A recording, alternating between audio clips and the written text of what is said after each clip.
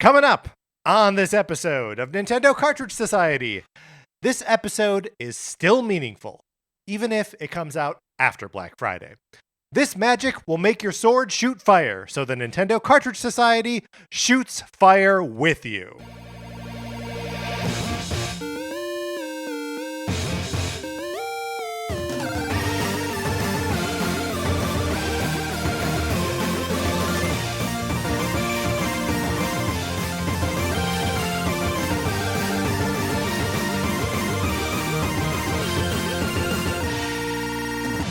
Welcome to Nintendo Cartridge Society. My name is Patrick Ellers, and I am joined, as I am always, joined by my co-host, Mark Mitchell. Mark, how's it going? Oh, it's going great. It's great to be back after our little holiday hiatus. Holiday hiatus. On a day when a Metroid Prime game, 8 years in the making, is released. Insanity.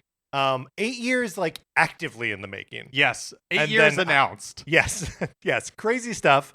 And it's an odd thing in the Nintendo landscape, especially in the last decade or so. It is a December release, which is the reason for the season, or at least the reason for this episode. So we're going to be talking about December releases. Yep.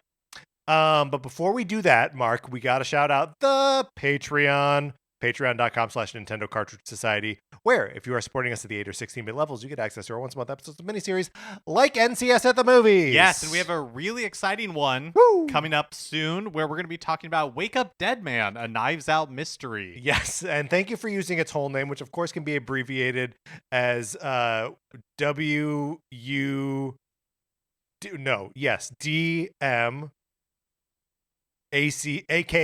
a Knives Out mystery. It's a fun-looking acronym. I was trying to come up with it on the spot right now. There's a lot of words in that title. There's a lot of words in that title. Yeah. This is a movie that'll be available for everyone to see on Netflix. Mark and I and our guest all saw it in the theater, though not together. And so we will have a fun conversation about that, I am sure. But we watched a bunch of other movies this year. Yes, and you can listen to us talk about that most of the time with a special guest, including Superman 2025, The Fantastic Four. And that was a First movie Steps. we saw and not one of the guests that we had on. Yeah, he would be a good get, though. I think he'd be pretty good. Yeah. What kind of movies do you think Superman likes? Oh, I think he likes Pixar movies. Yeah. You I think think he's excited for Wuthering Heights? I don't think so. I don't think that's his speed. You don't think that's his jam? I don't think so. Okay.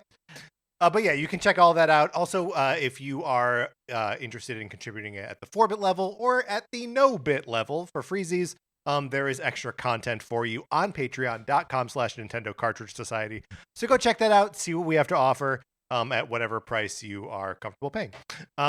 Here is something else you can do. You can join the Discord where we are chatting about Nintendo stuff basically all the time. Hey, there's a new Metroid Prime game out right now. Yeah, we're going to be chatting about that for sure. We got to make a new channel for that. We game, do, I'm sure. Yes. So anyway, if you are not in the Discord already, email us Nintendo Cartridge Society at gmail.com. And I will send you an invitation. You can get in there and chat to your heart's content. Mark, I think it's time to just dig into it. Let's talk about Nintendo's December releases.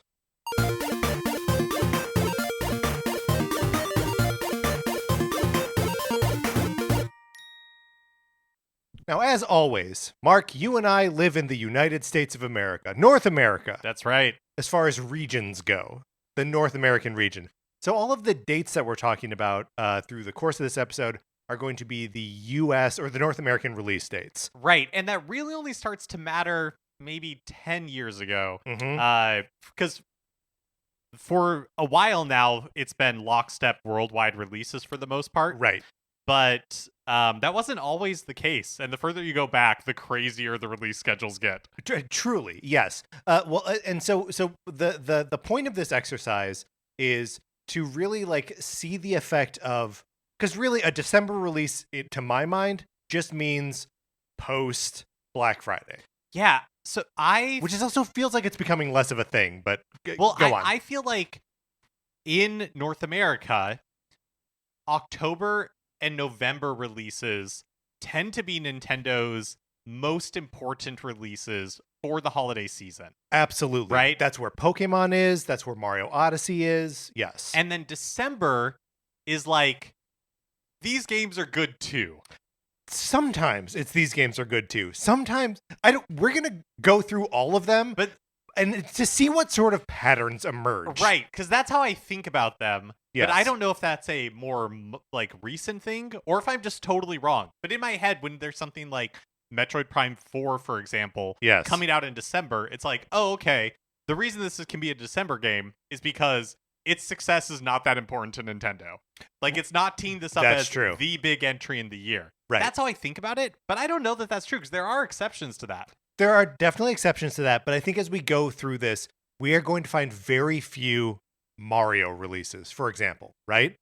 Although we will see some Mario Karts. So like, it's a very eclectic like collection of games that come out in December, but it always seems telling in one direction or another.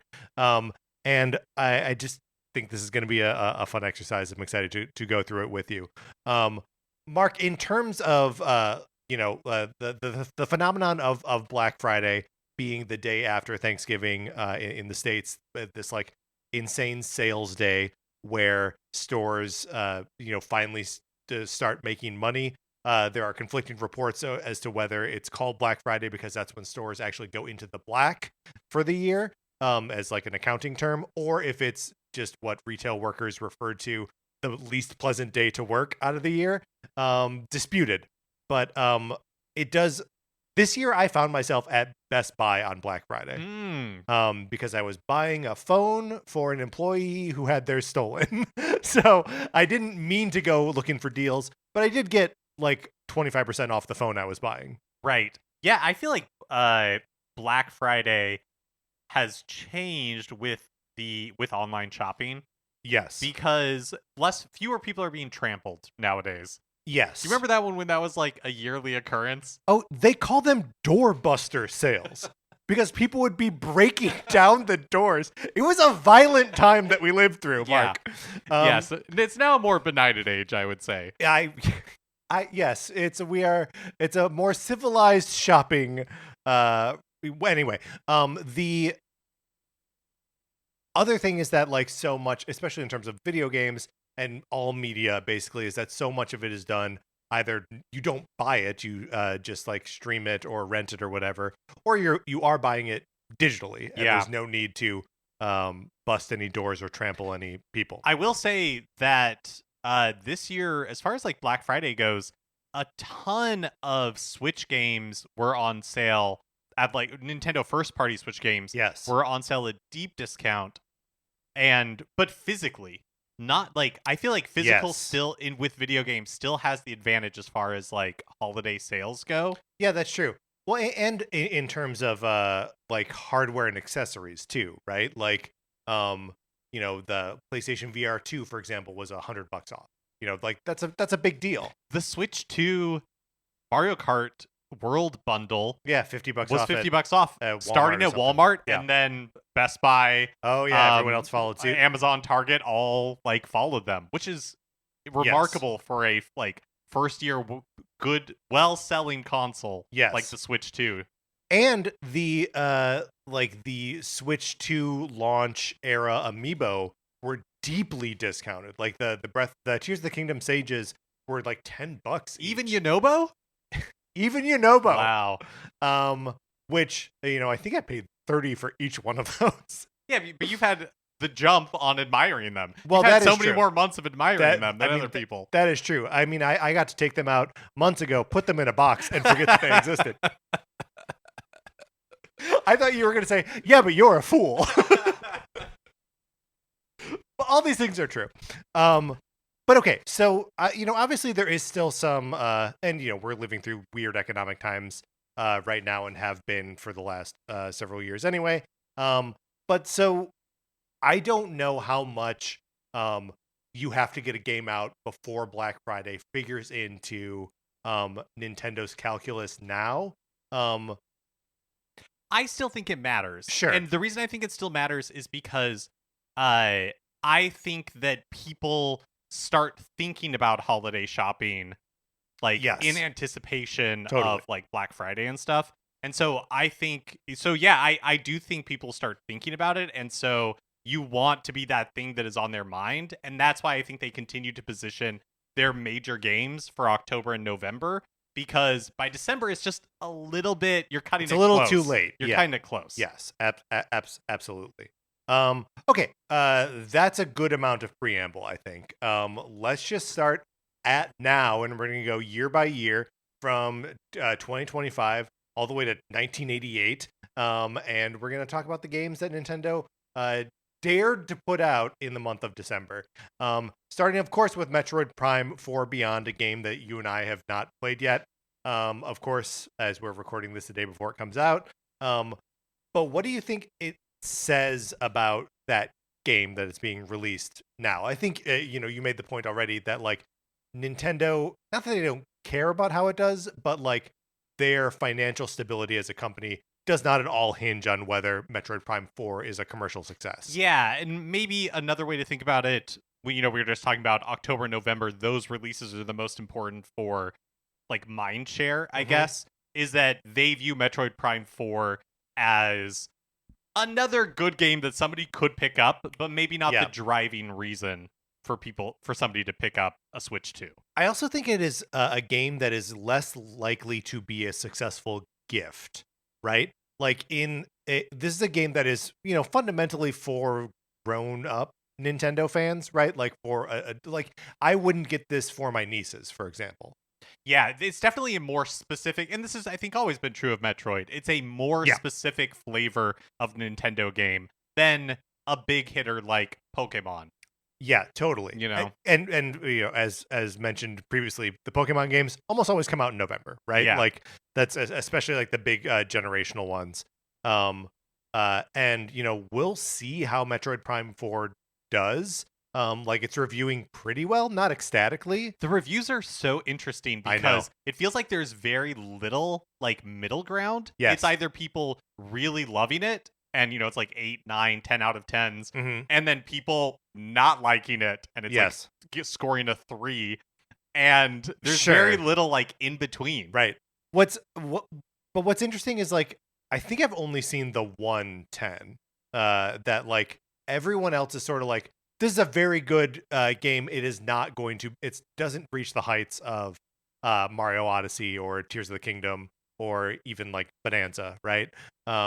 And for me, it's been very comforting in a lot of ways. See a lot of the reviews being like, "Yeah, that's pretty good," like Metroid Prime, and I'm like, "Yeah, absolutely. That's what I want. I just want a Metroid Prime." I feel like Metroid Prime 4, with the success of a Dread. Of Metroid Dread, and then we will see if I guess Prime 4 is coming out on Switch as well, but I just feel like it being good enough, like being an 8 out of 10, I don't think sets Metroid Prime 4 up to be like a real.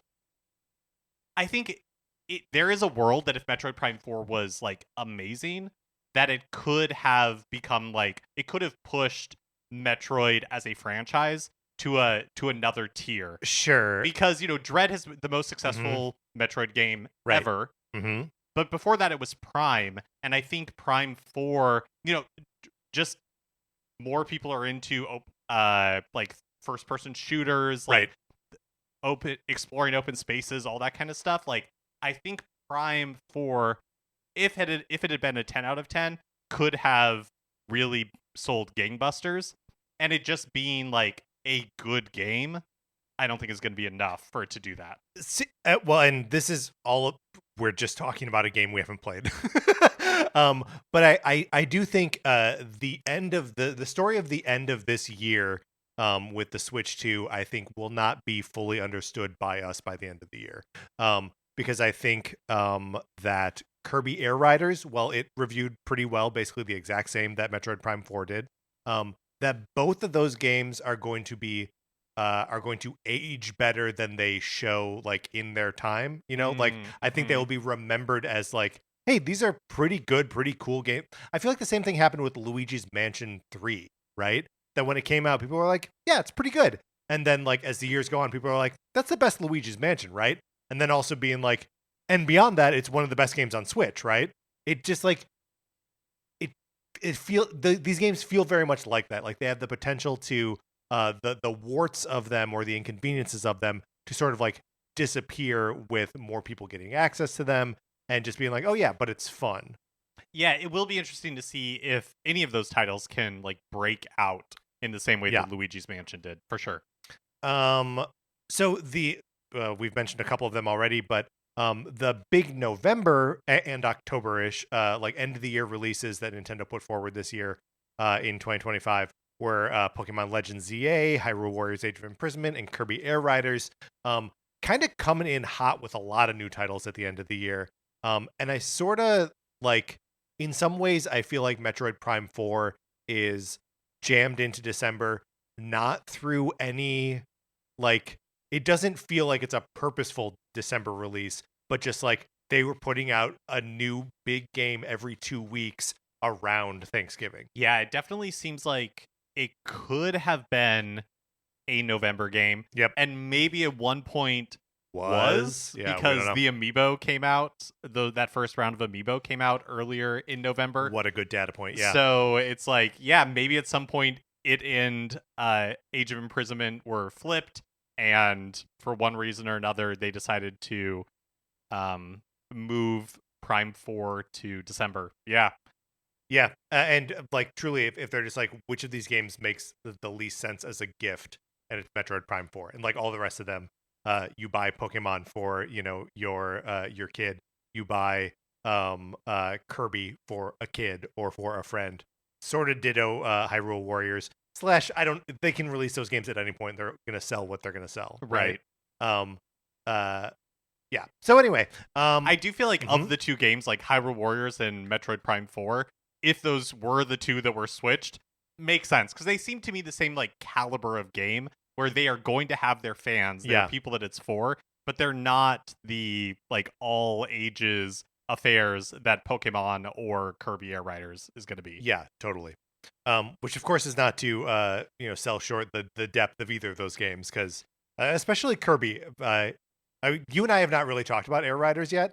But and I like even though I've turned the game on like multiple times, every time I play it for like 35 minutes, have the best time for 35 minutes, and then don't think about it until I turn it back on. Well, I don't think it's disparaging to say that those two are like all ages games. Like I would say Odyssey is the same thing. That's a Like good there's a point. That's a reason good why point. they're, Right. putting it where they're putting it. Okay, but so I all of which is sort of the wind up to like I actually don't know how much we learn about Metroid Prime 4 by the fact that it is a December game. I mean, I will say there is a reason they chose to put it there There you go. instead of, and maybe that reason is it needed a couple more weeks before it went gold. Mhm. Whatever, that is possible as well. But Release years are also like new console release years are also tough, right? yeah, so maybe you're right. Maybe we can't draw any direct conclusions from Metroid Prime 4 as a December game. But it's so tempting to try because in 2022, 2023, and 2024, Nintendo doesn't put out a game in December. Right. But those are also like especially like 2024 and 2023 stranger years Totally, yes. for Nintendo. And so Although 2023 is a banger year for Nintendo. That's the Wonder year, that's the Tears of the Kingdom year, and the Pikmin 4 year. it's a great year, but its holiday doesn't have a traffic jam, Yeah, right. in the way that some of these other years have. Absolutely. So we're just gonna skip those years because they didn't do anything. And then the next 2 years, do you want to take these together, 2021 and Yeah, 2020? sure. So in 2021, they put out Big Brain Academy, Brain versus Brain, on the Switch, and in 2020 they put out Fitness Boxing 2, Rhythm and Exercise. Both like the most casual gamer games that you could ask Nintendo to put out. And Fitness Boxing too, they're just publishing in North America, like Absolutely. not even developed by them. 2020, another weird year to have a data point because, lots going on in 2020. 2021 is a little bit different though. Towards the end of the year, they had the remake of Pokemon Diamond and Pearl, and Metroid Dread come out in October. So like they had big things that were hitting in 2021. Big, I don't know, like big-ish, second tier big, possibly even third tier big. But yeah, it means that in December they really have these sort of like also ran kind of games. These sort of like and they're not like outreach games. They're not like broad in the gaming audience games, but they are like things that people who aren't the most plugged into, like these actually feel like they'd be successful gifts for someone who bought a Switch in 2020 for Animal Crossing or whatever. That's like, here's another thing that you could play on it, that like basically anyone could play on it. Yeah. And I do think that that is sort of part of a trend for their December releases, not always, but that's like a flavor of December release. Yeah, because and I guess we'll see if this is true the more we go, but almost think of December releases as, like, they're not the reason you're buying the console. Boy, But sometimes they are though. I think generally they're not the reason you're buying the Yes. console, or at least this is what I think. We'll see if this hypothesis is true by the end. It's not the reason you're buying the console, but it's probably like a good like supplementary game for certain people. Yeah. You know what I mean? Well, because Sure, like you yeah. look at like Big Brain Academy and Fitness Boxing 2. You're not buying a Switch for either one of those. But, like you said, if you bought Animal Crossing during the pandemic, like Right. maybe Fitness Boxing 2 is your speed. See, and Fitness Boxing, as you were alluding, like Nintendo didn't develop that. They just publish it in North America, and it's like, I don't know. There are a couple times here where the December game is Nintendo publishing a game that another company develops, and sometimes I think Nintendo's just like, oh shoot, I think we need something here. Right. And I think both Fitness Boxing and Big Brain Academy, because Big Brain Academy is not brain training, right? Like it is even a step down from that. Right. So like I think in both cases they're just sort of Nintendo being like, oh yeah, there's this other thing that like we have a partnership with, or that we wanted to put out, and like I guess put it out in December. Again, this really I think speaks to the like how we're doing as a company. There's the success of this has no bearing on that. Mm-hmm. Which also evidenced by the fact they didn't do one in 2022, 2023, or 2024, or as we move backwards in time, 2019.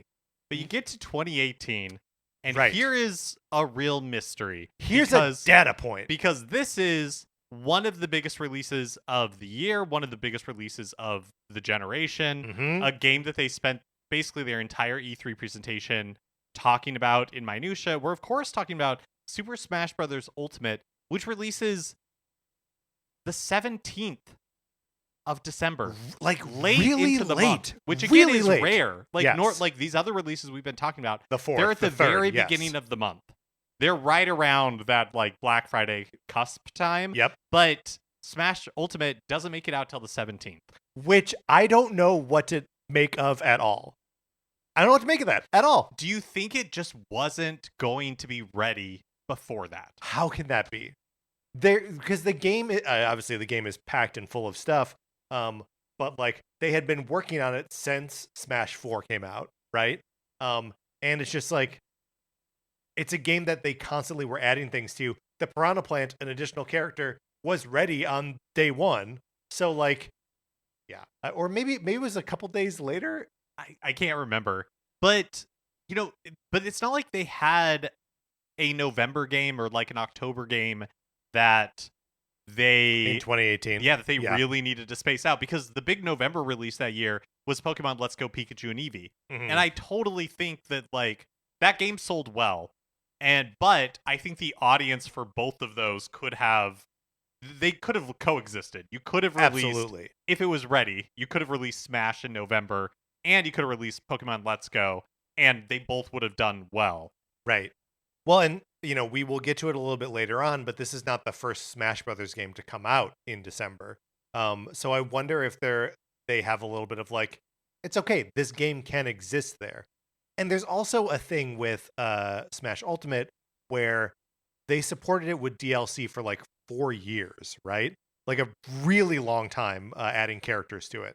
And we only knew about the first set of characters when it initially launched, but it's like they knew that they had like many years worth of publicity cycles with this game, regardless of when it launches. Every single character launches another like another beat for that. And maybe Smash is big enough that people would buy a system in anticipation of Right. the game releasing.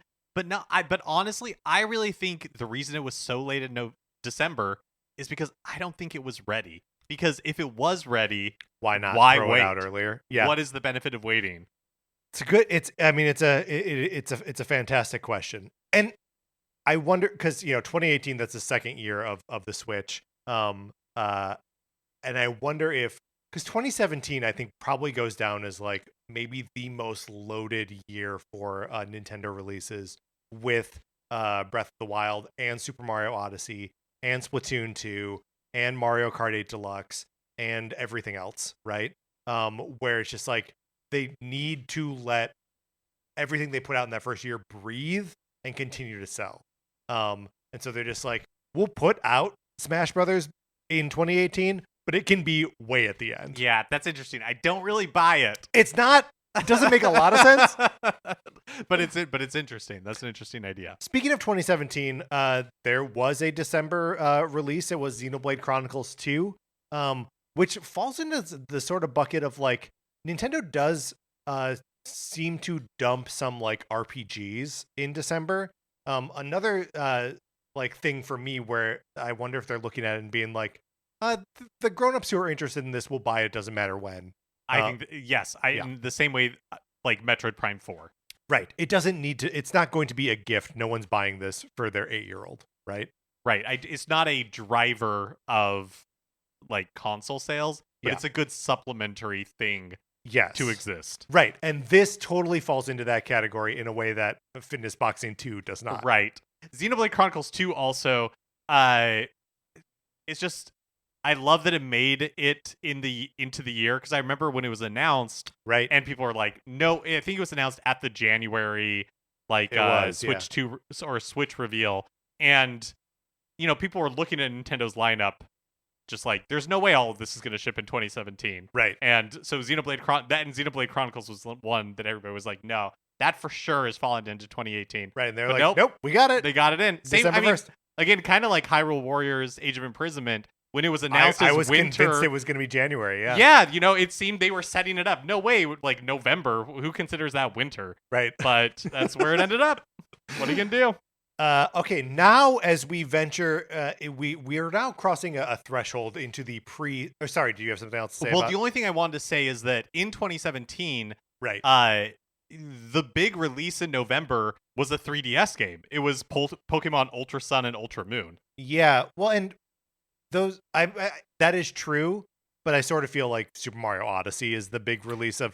It was October 27, so like it's October. But like that's basically November. And I think that's true a couple of times in here where it's like, well, whenever Mario released, even if it's September, right. that's the big November. holiday game. Yeah. That's the big holiday game. All right. Are you ready to Yeah, let's do it. Go back into 2016. 2016, the end of the sort of the end of the 3DS, but definitely the end of the Wii U. The December games are Super Mario Maker for 3DS, which comes out on December 2nd, and of course Super Mario Run on phones, iPhones to start, right? Yep. Yep. And that came out on December 15th. What an interesting time for their like big flagship mobile game. Right.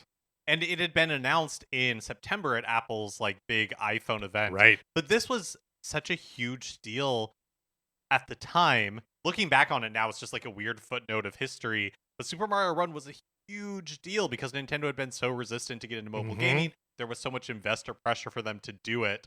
And then, so to have a Mario game on phones was a huge deal. And, part of the game being on phones meant that there is no like in-store presence for it, right? So like it doesn't really have to be on shelves before Black Friday. Like there's really no benefit there. What do you make of the Super Mario Maker 2? Or the Super Mario Maker for 3DS. Oh yeah, sorry, Super Mario Maker for 3DS. Kind of feels a little bit. This is a version of the game that I've never played. The 3DS version. Yeah, me either. And it feels a little bit like we also got this working on 3DS. we got to put it out sometime. Well, I mean, but yes, and I also think by this point, the 3DS was slowing down, Mm-hmm. and in anticipation of moving everything to the Switch. So yeah, there were a lot of ports around this time. Yeah. Like this year, next Yeah. year. Mm-hmm. Although to your point about 2017, 2016 sees the release of Pokemon Sun and Moon, like that, not the Ultra versions, but like the actual Gen 7 or whatever it is. Which again, it's also easy to forget that Pokemon Sun and Moon came out of the gate so hot. Yes. Because it had that Pokemon Go bump. It was the first new generation after Pokemon Go had come out. And those games sold so well. Not compared to what Pokemon sells now, but it was the beginning of this huge second wind for Pokemon. Also, if I can admit something, when I stopped you for 2017, it's actually because I thought it was Pokemon Sun and Moon, not Ultra. Yes. Sun and Ultra Mark, Moon. you're misremembering. Okay, so let's go back another year to 2015 and to look at the December releases there. We got some Wii U games, including another Xenoblade Chronicles X, which is sort of like I do think December makes sense for Xenoblade. December or like January, February, right? Like I feel like that's when 3 came out, is like somewhere in that early period. No, 3 came out in like August or something because it switched with Splatoon right. 3. That's right. Yeah. I'm thinking of the definitive edition. Definitive edition definitely did.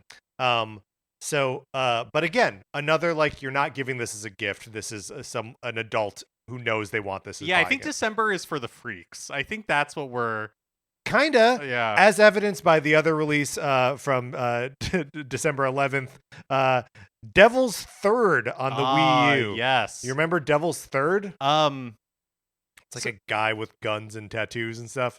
I think this is an example of, because I think once you get back to around 2015, the release dates for some of these games are not aligned at all by region, because Devil's Third was one that came out in August. I just looked it up in August in Japan and Europe, and Australia, and then not until December in North America. Oh yeah, that's interesting. That they just like didn't really know what to do with it, and they were like, "I don't try it out in different markets at different times." Yeah, or like Nintendo of America reluctantly, released it, and we're like, "All right, we'll just put it in our freak spot in December." It is interesting that Devil's Third is both a freak spot and a like throwaway one, right? Like it shares DNA with both Metroid Prime 4 and Fitness Boxing 2, and then another just like kind of interesting note here is Mario and Luigi Paper Jam doesn't come out until January of the next year, but it's released in December in Japan, Europe, and Australia. Interesting. So this is definitely one where they're like, no one will buy it in the States if it is out after Black Friday.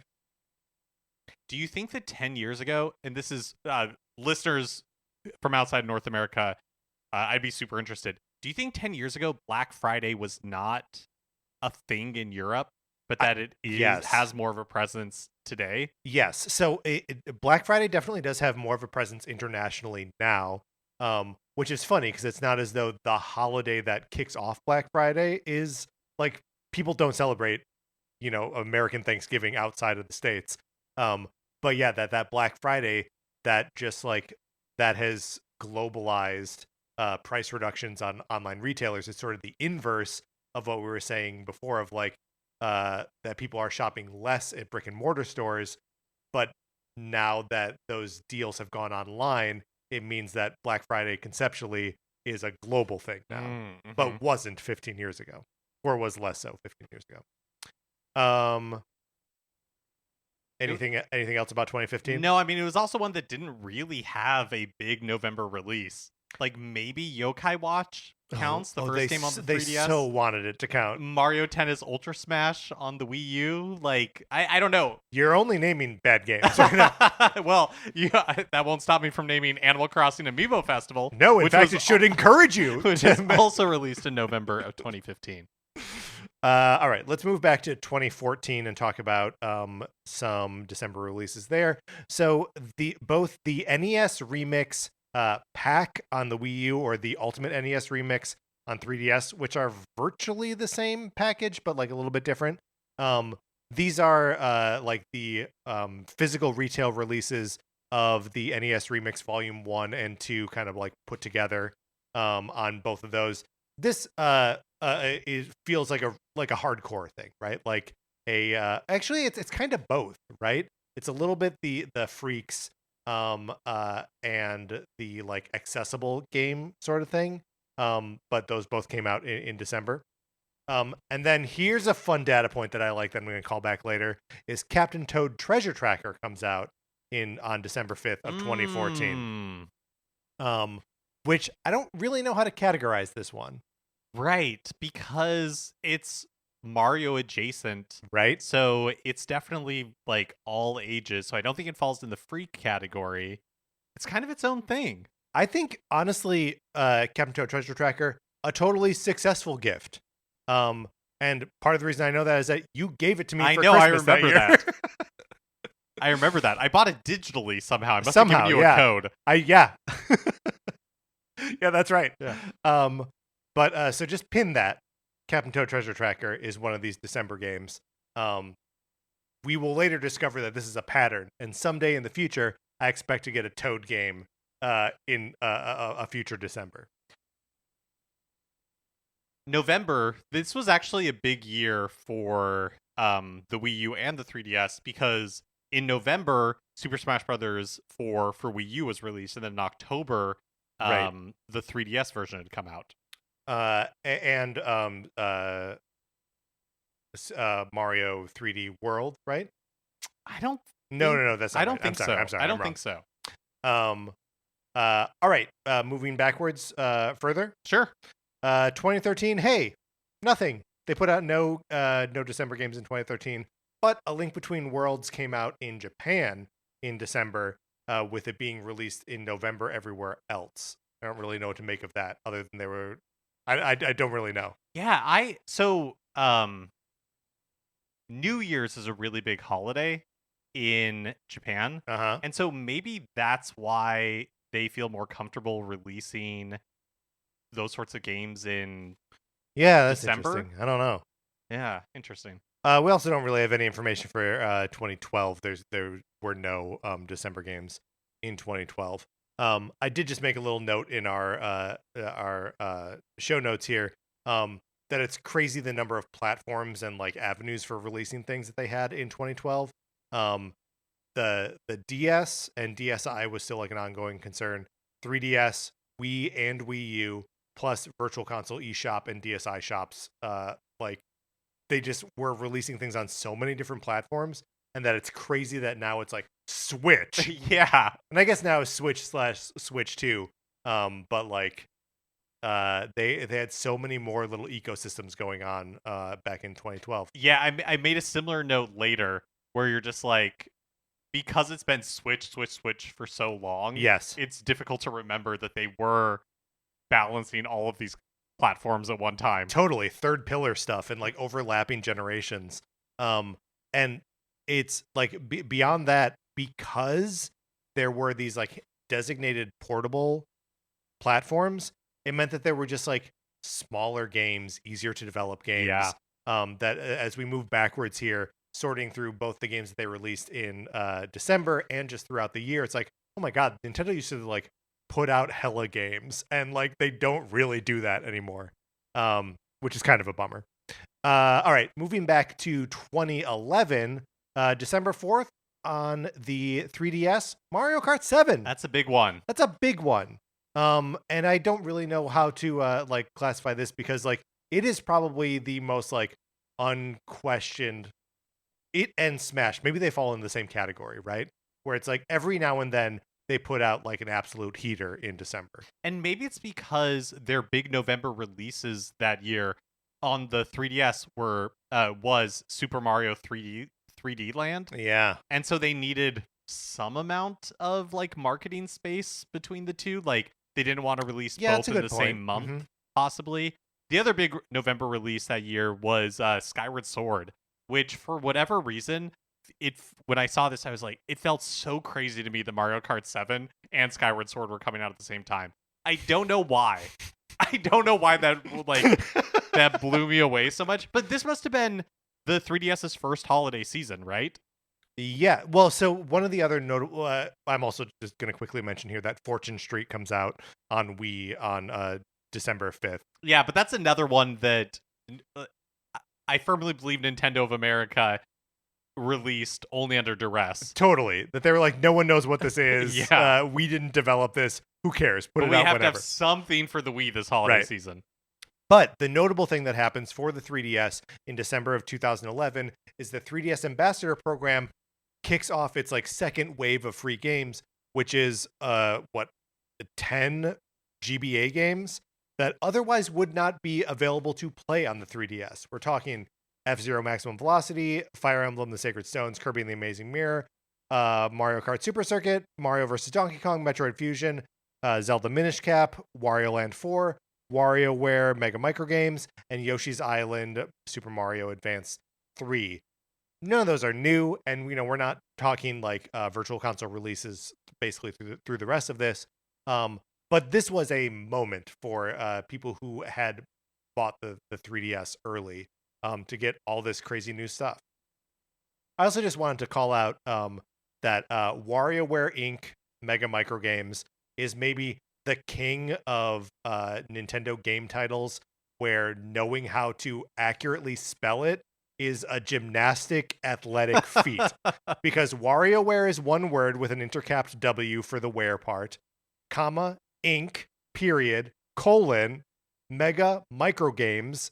Micro Games is spelled with a $ instead of an S, and there's an exclamation point. I feel like that is the final boss of us trying to remember the correct nomenclature for Nintendo games. It's pretty good. Yeah. I mean, it's right up there with Punch-Out always being hyphenated with 2 exclamation points, where it's just like, this is the style guide. It's strange. It doesn't make any sense. One for each fist. Yeah, One for each punch. I love it. Remind me, were you an ambassador? I was not. Yeah, no. I wasn't either. Though the ambassador, this is just so cool. And I feel like that kind of thing doesn't exist anymore. Of like that moment of like genuine exclusivity. Okay. 2010. We are now 15 years ago. So I made an exception here. Here's a November release, but it is after Black Friday, the DS game Golden Sun Dark Dawn. Oh, yeah. I mean, that counts as a freak game. 100% counts as a freak game. Also released in December, or actually released in December, Super Mario All-Stars 25th Anniversary Edition. Hilarious. And is also sort of the last of the trend of like kind of like Nintendo loyalty rewards or like for the Nintendo enthusiasts kind of games. We'll see more of these as we travel further back in time. Did you have a copy of this? I did, yeah. What a strange they just dumped the ROM of Mario All-Stars on a disc. And then a WiiWare game came out December 6th called Fluidity. Mark, are you familiar with Fluidity at all? So it's a motion controlled game where you are like tilting a room around, and what you're controlling is like a blob of water that's like moving throughout the space and like around obstacles as you like tilt the space. And you have to like collect fish and like get them back to a goldfish bowl. And seeing footage of it's a game I've not played, didn't really know about until this. But it's a Nintendo, developed and published game, and this is exactly the kind of thing that I wish they were doing now, where they're just like developing a small, like digital only title that is not meant to be repeated and is cheap and is just like a fun little experience. Do you think that they would ever, as we were talking about this and the fact that this game is you can't buy it new of course anymore, not. Do you think that as part of Nintendo Switch Online they would add a Nintendo Classics library that is like WiiWare and DSi titles? I mean, yes, I do think that. I think that is like the next horizon for that it makes more sense than any of the other libraries that they could put out right now. Is like, yeah, these are just and maybe DSi a little less likely because like the thing doesn't have a camera, Right. right? Switch 2 doesn't have a camera. Well, it has an accessory though. They would love to sell you. Boy, that is true. It is not connected to the system though. It No. just like hangs out awkwardly on your TV console.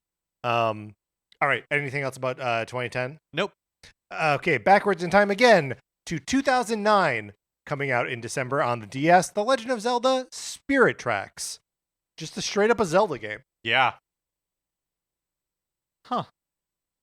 Isn't it interesting? Yeah. So as we go back further from here, we're going to see more Zelda games coming out in December, which is odd. And we just had Link Between Worlds in Japan.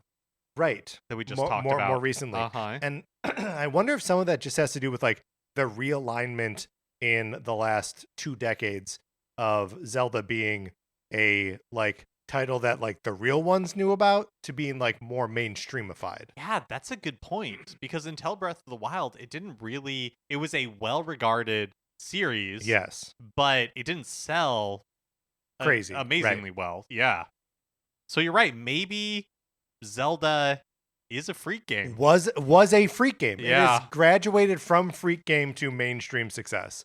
There's also a DSi game that came out December 28th, like the end of the year, called Master of Illusion Express Psychic Camera.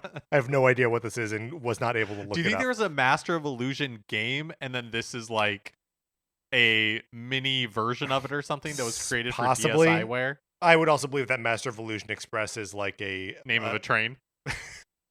Yep. A magician train. Yeah, it's like the Magic Castle, but on rails. But it's on rails. Yeah. That's so cool. I would book that right now. Another WiiWare game comes out in December 2019. Echo Shooter Plant 530, which is an intelligent systems like light gun. Intelligent Systems developed light gun game. Okay. So do you know anything about this game? Only what I've told you, and then yeah, I saw because I'm like, okay, I'm trying to decipher what this title means. Do you think that you're at some like power plant or nuclear plant sure, or something? What is like plant 5? Yeah, 530. Right. And being an eco shooter is you are trying to contain whatever terrible thing happened in like the power plant meltdown. So I do think that plant 530 does refer to a location. And okay. It's not like it's not like Plant 42 from Resident Evil, which was a boss character who was also a plant. This is just one of those like wholly bizarre things, a game that I did not know about until like looking this all back up. And being like, oh yeah, WiiWare has some stuff that's just like lost to time. Yeah. Okay, I'm sorry. Are you looking it up? I'm watching footage of it, and there's like, but you're shooting cans and like barrels, and there's some like bugs flying around. The opening cinematic is like a guy climbing into like a barrel with wheels on the bottom of it. Okay.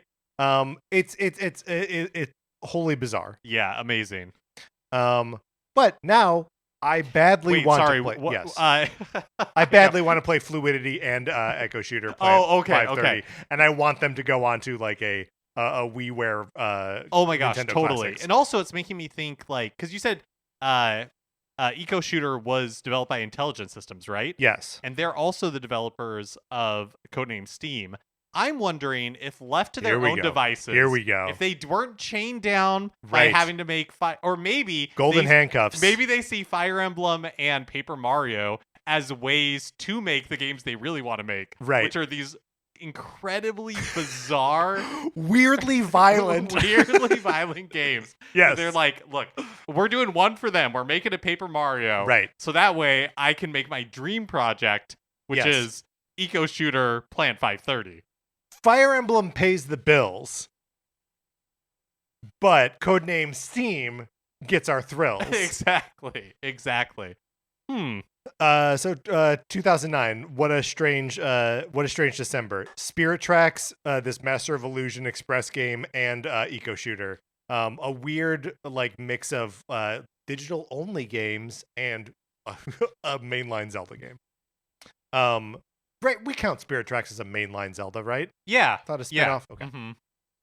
Let's move back now to 2008, which sees the release of the Game and Watch collection for DS. Now, the Game and Watch collection is not to be confused with the Game and Watch gallery that has appeared on Game Boy Advance or Game Boy Color, and it is instead a Club Nintendo reward that you could only get by spending by Nintendo Club stars. And at 800 stars, it was the most expensive thing that you could get through Club Nintendo. It included 3 different Game and Watch games that were like multi-screen, or like two screen games. Donkey Kong, Greenhouse, and Oil Panic is a cool little collection, one that I'm always jealous of. So if you spent the stars, they would ship you a cartridge. Is It that was a how this physical worked? thing, yeah, because it was just straight Oh, up a DS game. cool. Yeah. Later they would sell individual Game and Watch games uh, on the DSi network that you could also get later on 3DS. None of those were the dual screen games, though, Huh. confusingly. Yeah.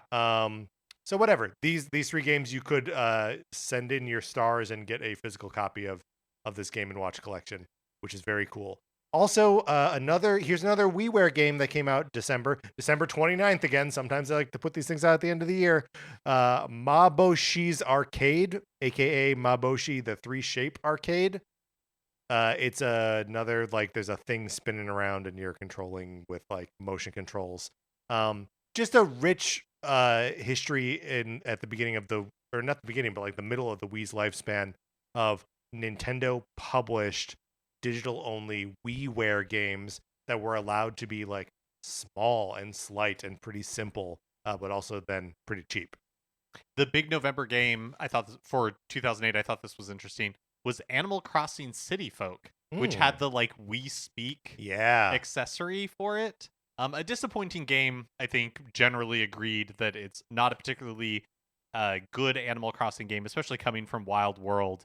But boy, this seems like a dire holiday season. well, when you were saying that it's like halfway through the Wii's lifespan, like Yeah. that's pretty true. I mean, it's 2 years into it, but yeah. Yeah, but like it ends what in 2012? Yeah. But I feel like the thing with the Wii is that by 2010, like Yeah, it's outside of toast. Skyward Sword, Yeah. and which is such a short amount of time, Right. and it makes sense why they eventually pivoted to like a Switch type, uh, um, Like form factor and like gaming priorities. And right, where yeah. it's like all of our developers are working on this single Yes. system. Yeah, totally. Moving backwards in time, 2007, no December games. Don't have any. Moving back into 2006, another Zelda game, The Legend of Zelda Twilight Princess, comes out December 12th on GameCube. Obviously, the Wii version had been released earlier in November when the Wii launched, but Wii's were hard to get at that time. So I think a fair number of people played this game uh, on GameCube when it came out in December. Yeah. It's kind of like a Breath of the Wild type thing where it's like nobody owned a GameCube, nobody owned a Wii U. Sure, right. So most people ended up This is a playing great it point. on like the system that sold a cajillion copies. I was actually going to look up when the Wii was released in Japan to see if it coincided with the release of Twilight Princess on GameCube, but it did not. The Wii was released in Japan on December 2nd. So not at the same time. Do you know anybody who played the GameCube version Mhm. of Twilight Yes. Princess? My friend Nikki. I remember visiting her that Christmas at her parents' place in Madison. And she was playing it on GameCube, and I thought it was cool. The last time that Link would ever be left-handed? Yeah, maybe. What about the top downs? The top downs, have they Yeah, I don't know the answer, but Yeah. now I want to look it up because so famously when they were making the Wii version of Twilight Princess, they mirrored the The whole game. They mirrored the entire game, Right. and the reason they did that is because since most people are right-handed, they thought it made sense for like the motion controls, the sword motion controls, for Link to be right-handed as well. Right, because that is also like just how you hold them. I don't think there's any right. There's if you're left-handed, if you're a left-handed player and you're using a Wii remote and a nunchuck, you're never holding the Wii remote in your left hand, right? Maybe you are. Right in. I would like to know people who played the Wii and who are left-handed.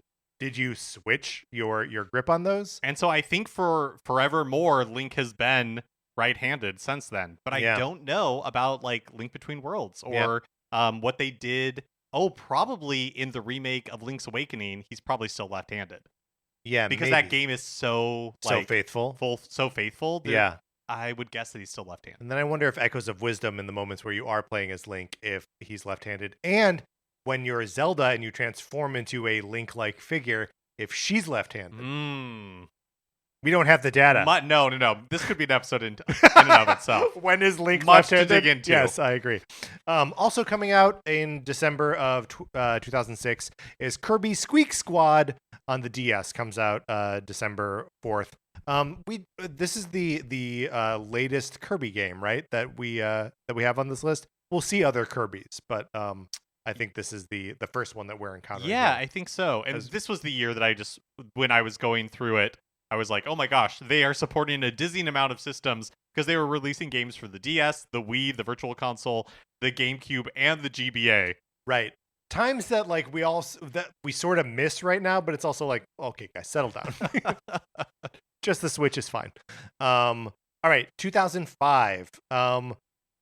This is maybe one of the weirder. So on GBA, Mario Tennis Power Tour comes out December 5th.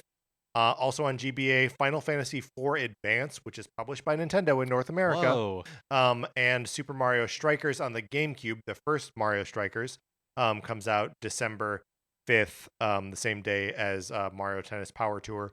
Weird that they are releasing two Mario sports games on the same day, different platforms, I guess, but on the same day and in December. Yeah. Plus, we have another Animal Crossing game, Wild World. Yes. In December here. All three of those games out on the same day, on December 5th. Oh my gosh. Which is kind of like, what's Nintendo doing? But there you go, where it's just like there are so many platforms. Yes. And they have to have They have something to service them all for each one. But what's also interesting is that I clocked the big November release as Mario Kart DS. And maybe there were like a GameCube and like a GBA release in November, but none of them were the event that Mario Kart DS was. Right. Yeah. No, that's definitely true. I also just think it's neat to see when Nintendo publishes a Square Enix game, as we have seen here with Final Fantasy IV Advance, and saw over and over again in the early years of the Switch, that they would Dragon Quest Builders, Dragon Quest XI's, the Octopath, Octopath Traveler, which is just like neat, and I don't really know why that happens. Yeah, I don't really know why either, especially games like Dragon Quest 9, which they released on DS and had like a big marketing campaign around. Like they worked with Square to try to make Dragon Quest 9 a big deal in the US. And you have to wonder why. Like it's great. I'm glad that they do it, but why? Why? And that like they don't have that relationship with anyone else. Yeah. Like obviously Bandai Namco makes a lot of Nintendo games. Capcom made some Zelda games, especially handheld ones. But like Nintendo doesn't publish like a Breath of Fire game or like a Mega Man game. It just doesn't happen. Yeah. Okay, so that's 2005. 2004, we're back to a GameCube game coming out in December. Mario Party 6. In some ways, I feel like bets are off at this point when a system is not doing well. Right. Like, because now I don't think they would put Mario Party in December because it's a big enough deal. Right. When a Mario Party game comes out. But Jamboree came out in November, right? I think so, yeah. But yeah. This is also the third Mario Party that they put out on GameCube. So Although I guess Jamboree was the third Mario Party they put out on Switch, so apples and oranges here, I suppose. Move backwards to 2003. Yeah. On GBA, December 1st, comes out Sword of Mana, another Square Enix game being published by Nintendo in North America. And the GameCube game 1080 Degrees Avalanche, so a snowboarding game coming out in December, which that just feels like fortuitously timed. Oh, sure. You Yes. know, it's a snowboard game, it's a snowy time. Start of ski season. That's right. But also seems like maybe one. Is that a Freak game? I would say both of these are cusp Freak. Yes. Yeah. Yes. Freak Rising. And of course, the big November game that year would have been Mario Kart Double Dash. That would have been the thing, like eclipsing everything else. Moving backwards now to 2002. Here's another Kirby game, Kirby Nightmare in Dreamland on GBA, came out December 2nd. And then another Zelda game, The Legend of Zelda: Link to the Past and Four Swords, on December 3rd. Yes, and I can't really explain why these games came out a day apart from each other. Yeah. But that seems to be the case. Mark, this is where you played Link to the Past for the first time, Yeah, right? that's right. This is where I beat it for the first time. And the GBA version with just the two buttons. With just the two buttons. I don't know how that works. Yeah, with just the two buttons. But pretty cool. The big November releases that year were Metroid Prime and Metroid Fusion. Which I don't know if that says more about the state of like those platforms in 2002 than yeah, because Metroid is rarely positioned as like the big deal game. And it's weird for them to be, because here they're positioned as the big deal game as like a curiosity, right? Because Metroid had been absent for a whole generation. There is no Nintendo 64 Metroid game. So like the fact that these two games are coming out at the same time, literally on the same day, is like an event in and of itself. So like I do think Nintendo knows that they release Metroid games infrequently enough that when they drop one, it's going to be an event of some kind. And that's this. I think it's guaranteed to generate, like press and discussion, which is all I mean. Even if it doesn't generate sales. Right. Yeah. Right. But the data points of Kirby Nightmare in Dreamland and Link to the Past and Four Swords Adventure, both on GBA, Kirby and Zelda, both like high level Nintendo games, but not like superstar crazy games. 2001, December 2001. This is the other Smash Brothers that comes out in December. Super Smash Brothers Melee comes out December 3rd, missing the launch window for GameCube, but kind of being the like first in my mind must play for the new system. Yeah, it blows my mind that was released just a few months after the system itself. I totally forgot that. Now, you have here that Pikmin came out the same day? That is that true? I believe it is true. I looked it up on Wikipedia and everything. This is great.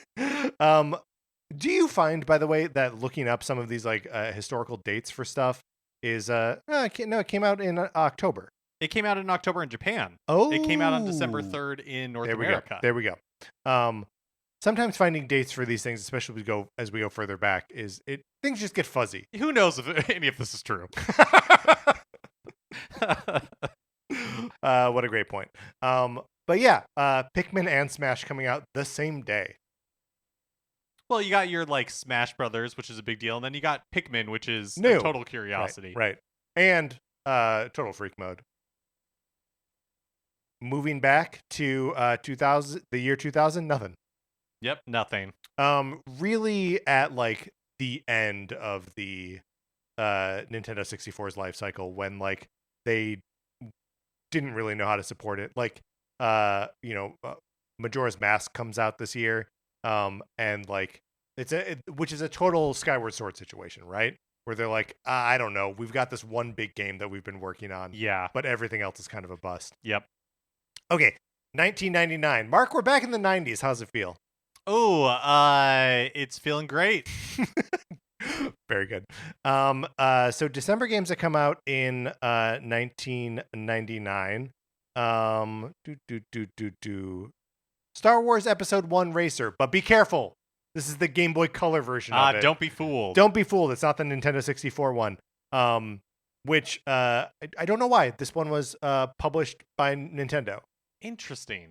And is also the development credits for it are Softnica, which they've worked on a lot of Japanese Nintendo games, and Nintendo R&D 1. So like Nintendo made Star Wars Episode 1 Racer for Game Boy Color. Wow. Weird little curiosity. Also coming out on Game Boy Color is Game & Watch Gallery 3, which comes out December 6th.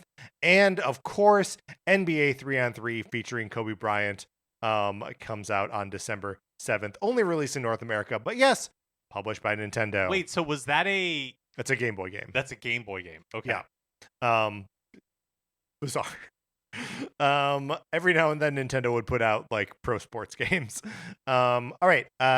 1998, or I guess the other like notable thing about 1999, or like going into the holiday season, is Donkey Kong 64 came out on November 22nd. Just in North America, they got it out before the Black Friday holiday, but December the rest of the world. So like maybe that's why. Maybe get it out ahead of Black Friday. Exactly. Back when Doorbuster. It was Donkey different. Kong 64. That's right. Trample your grandma. 1998. We've got a couple or one I think notable December game, which is The Legend of Zelda Link's Awakening DX on Game Boy Color. The Game Boy Color would have just come out that November, so this is them like actually filling out the library in the end of 1998. But Ocarina of Time, the big November game that year. Yep. So double tapping Zelda at the end of the year. One being a remake, but still kind of crazy, and more data points for like, oh yeah, Zelda, great, but can go in December. Yep. 1997, nothing. 1996, we're in the year of the Nintendo 64 launch. Woo! And not published by Nintendo, but notable regardless. Star Wars Shadows of the Empire releases the beginning of December 3rd. Mm-hmm. And really, it's notable because like there were just so few Nintendo 64 games. We didn't know that yet, because Cruisin' USA also releasing December 3rd. But, Donkey Kong Country 3 did release in November for the Super Nintendo, but really the story is Super Mario 64. Oh yeah, Nintendo's 1996 is Mario 64, and kind of nothing else. Moving on to 1995, further backwards in time. Okay, Vegas Stakes comes out in December sometime for Game Boy. There was a Super NES version of Vegas Stakes. It's developed by HAL, and it's like a gambling game. Like and that released in 1993, and so 2 years later, yes, they're like, here's the Game Boy version. Which, honestly, that's kind of normal for their, like, the Game Boy version of a NES or Super NES game just gets, like, dumped into December sometime. We will see this a little bit as we go backwards in time. And this is before the Pokemon bump for the Game Boy, so they, I guess, very well could have been thinking about like the end game for Game Boy at this point. Totally. In 1995. 1995, the Game Boy's 6 years old. Like that is the end of a normal console, especially at this time. It's like in extra innings at this point. So that's hilarious. Very good. Also coming out on the Virtual Boy, Vertical Force comes out December 1st. Our one and only Virtual Boy mention. It was published, so it developed by Hudson, and in Japan published by Hudson, but for whatever reason, Nintendo was like, no, we'll put it out in the US. And of course, the Virtual Boy is not released in any other region. So that's how that all worked out. And the big November release was Donkey Kong Country 2. Cast your mind back to when like Nintendo would be like, yeah, we have an annual franchise. Our Call of Duty is Donkey Kong Country. I hunger for those days. Back to 1994, December releases include Wario's Woods coming out on December 10th on both the NES and the Super NES. This is, of course, the final game with Nintendo's official license on the NES. It is also the second appearance on this list of a December game starring Toad. Both this and Captain Toad Treasure Tracker, Toad is the main playable character. How wild that 3 years in to I the know. Super Nintendo's life, and only 2 years away from the Nintendo 64 launching, Insanity. they're still releasing an NES game. Yep. And mind you, they're releasing it on Super NES at the exact same time. But Uniracers also came out in December on the Super NES, which was never released in Japan. Also, Tetris and Dr. Mario comes out on the Super NES in December. And the version of Super Mario All-Stars that included Super Mario World, also a December release from that year. Did you have that version, or did you have the... No, I had the yeah, other me one. neither. And then, as Mark was sort of pointing out, the big November release in 1994 was Donkey Kong Country. Annualized. Why don't they do that? Yeah, crazy. When's the last time we got a Donkey Kong Country? Like 11 years ago. 1993, Mark? Tetris 2 came out in December. On the Game Boy, the NES and SNES versions had come out in October and August, respectively. So again, here's another data point of like December. Toss a Game Boy game in there. Yep. That's a version of a game released elsewhere. And then another game, Metal Combat Falcon's Revenge. Yes. Let's talk about it. Metal Combat Falcon's Revenge. It's a Super NES game. And strap in for the details if you don't know this game. It was never released in Japan. It was developed by Intelligent Systems. Oh, there we go. It is a Super Scope game. Okay. So it's a light gun game that is a sequel to Battle Clash, which was also like one of 4 Super Scope games on Super NES. Again, this feels like the kind of game that is Intelligent Systems' actual bread and butter, and not the strategy RPGs that they are famous for. They just toil away at the strategy RPGs in order to make their real passion projects, which is shooting robots with guns. Intelligent Systems, we stand heroes, legends, really. This though, watching gameplay footage for this really made me wish that they would maybe, like with the mouse controls on Switch 2, release the Super Scope games on the Super NES. I never owned a Super Scope.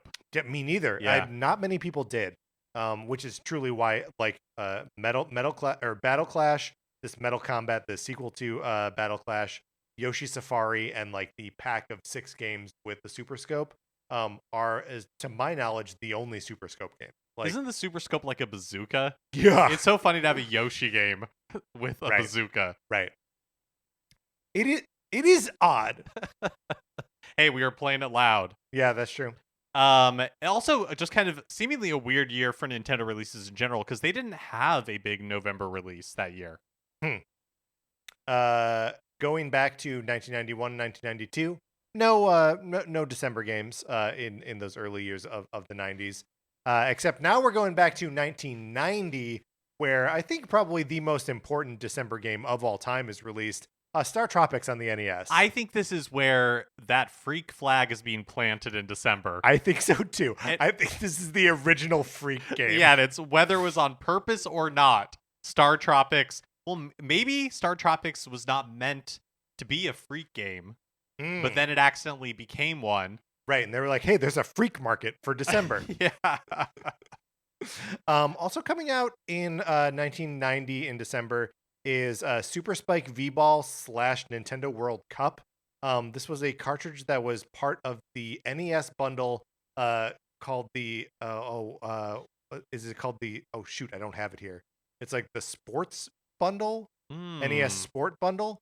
No, not this... Well, whatever. It included a NES 4 score, which is the game, the thing that allowed you to plug 4 NES controllers into one NES, and 4 NES controllers. So it was designed so that you could play these 2 NES games 4-player. Oh, I never had the adapter to be able to plug in 4 Yeah, me neither.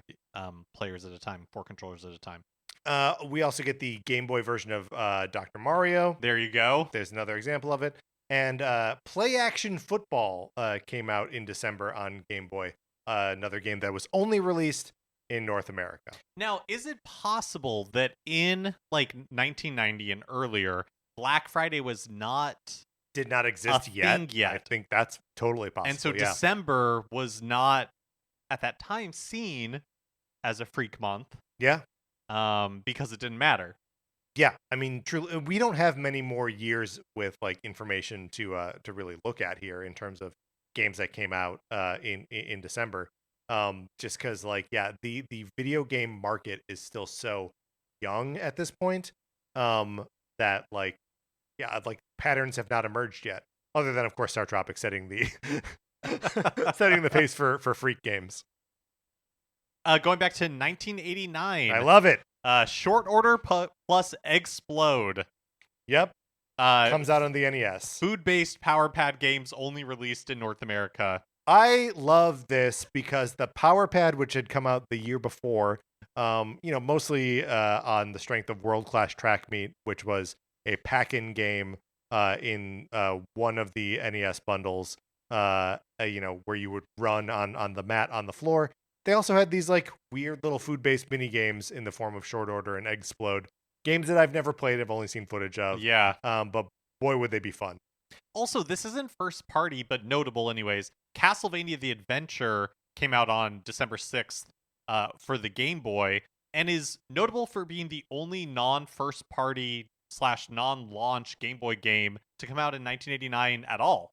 Right. So, you and I've talked about the launch of the Game Boy a couple times on the show, but just worth reiterating that the Game Boy launches in like July with 5 games: Alleyway, Baseball, Super Mario Land, Tennis, and Tetris. And in some ways, I think of those as like the 5 types of video games. Right? You've got a platformer in Super Mario Land. You've got like a sports game in baseball. You've got a Pong in tennis. You've got a puzzle game in Tetris and an arcade style game in Alleyway, right? Like if you launch a console with those 5 games, there's something for everyone to play. And those are the only games that exist for most of the year. I had never thought about what you were saying with like the 5 types of games before, but also it um parallels the NES launch in a lot of ways as well. Totally. Where it's like you Those are got sort the of Mario game and Mhm. then you got like these black box games Yes. that check all those boxes. Totally. The Game Boy launch, like I think of those 5 launch games as Game Boy's black boxes, even though they were not released that way. But those games come out right away for the Game Boy, and then they don't need to service that market. I mean, Nintendo doesn't release another game that year for Game Boy.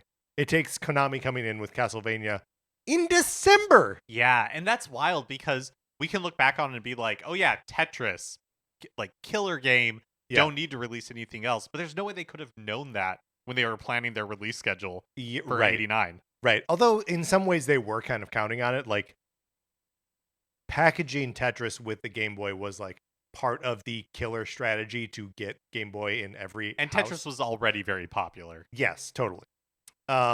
Which anything else on 1989?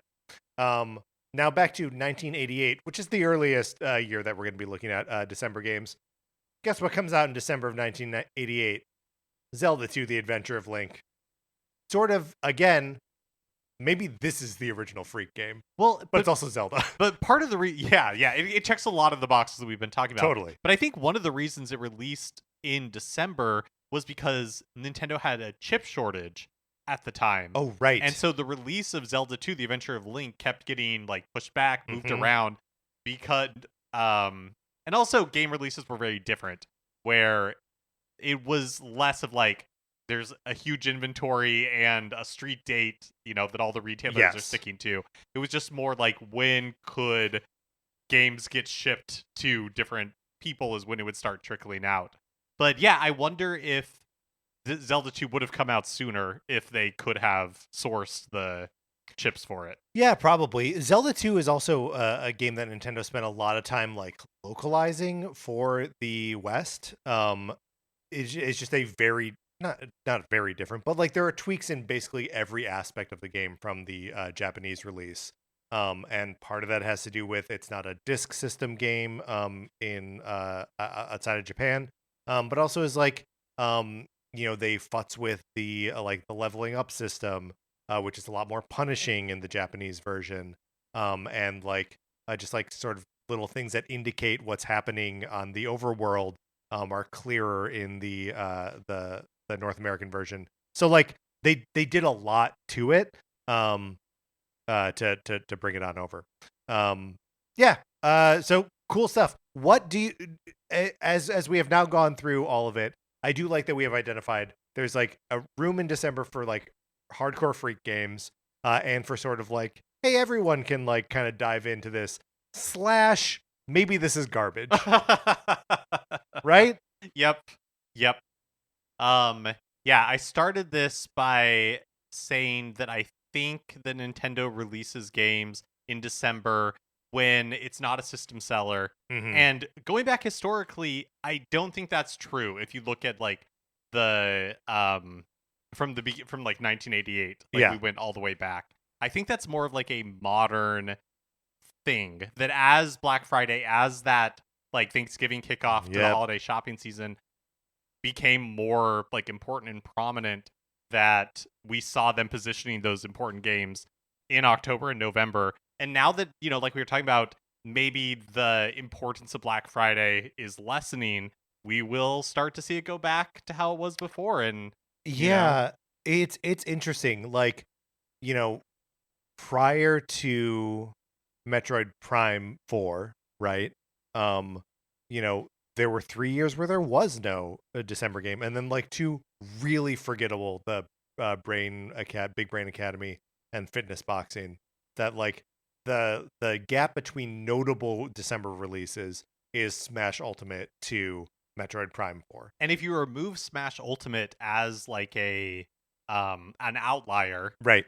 then you have Xenoblade Chronicles 2, which I wouldn't count as that big in 2017. Sure. Super Mario Run and Super Mario Maker for 3DS, not counting Super Mario Run, but like Mario Maker for 3DS, no. Xenoblade Chronicles X in 2015, again, I would say no. Like you have to go back to maybe 2011 with Mario Kart 7 for there to be like a truly notable December release. Which means honestly that it's like every 7-ish years, right? 2011, 2018, 2025. Every 7 years Nintendo can put out a big game in December. Yeah. If we're counting Metroid Prime 4 if as a we're big counting game. Metroid Prime 4. Which I think will the days to come will reveal whether that's true or not. All right, Mark, that's been our survey of all Nintendo first party December games. In North America. In North America. Let's close this out. Had to add one more qualifier on that. Just couldn't help myself. Sometimes when we do these things, I walk away from it being like, wow, I really I feel like I have additional insight into Nintendo. And I don't know that the conclusions are harder to draw from this, I think. Yes. But I'm very happy to review all the information. You know me, I like information. That's going to do it for this episode of Nintendo Cartridge Society. Thank you so much to our 16-bit patrons, Connor McKay, Patrice Millette, Kyle Seaborn, and Drew Mackey. We appreciate you. We appreciate everyone who is hanging on the Patreon, hanging on the Discord, listening to the show wherever you listen to it. Thank you so much. Join the Discord if you have not already. Email us. We'll send you an invitation. Anthony DeLuca made our logo, and our theme music is provided by 8-Bit Betty. You can get more of his music by going to 8bitbetty.com or by listening right now. For my co-host, Mark Mitchell, this is Patrick Eller saying thank you for listening.